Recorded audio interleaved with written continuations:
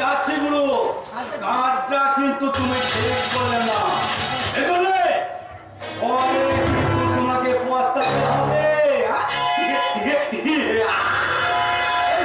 ভুলটার জন্য তোমার সারা জিন্দগি সব ভুলে যাবে গুরু, কথা তুমি মনে রেখে দিও।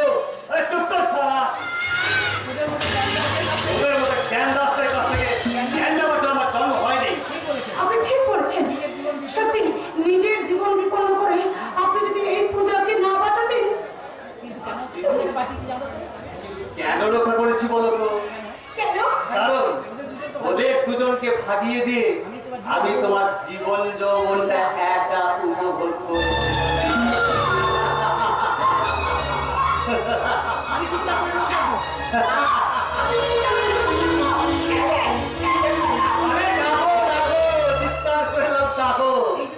এই যুগের দরদি সহৃদয় মহৎ ব্যক্তিগণ স্বার্থের বিছানায় শুয়ে ঘুম মারছে, তোমার কাতর আত্মনাদ আজ আর ওদের কাঁধে বাজবে না।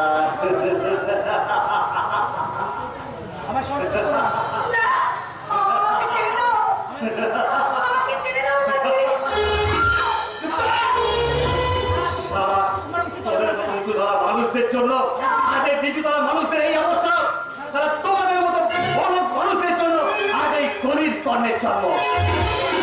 হ্যাঁ, আমি কলির কর্ণ, সে যুগের কর্ণের সঙ্গে আজ এই কলির কর্ণের চলতে মৃত্যু দেশ না। সে যুগের কর্ণ তার সরকার মহত্বের পরিচয় দিয়ে দ্রৌপদীর বস্ত্র হরণে বাধা দিয়েছিল, কিন্তু যুগ বদলেছে ম্যাডাম, তাই সততা মহৎ থেকে বলি দিয়ে আর দ্রৌপদীর কোনো বস্ত্র হরণ করতে ছুটে যাবে।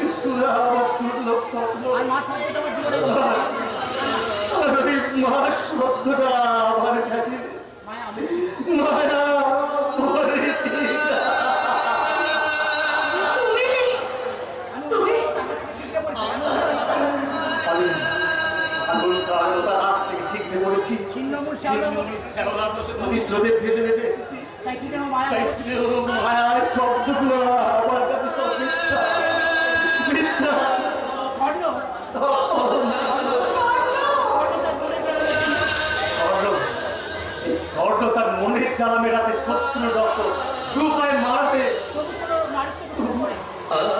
কোনদিন কোন আদিত্য বিষয়ে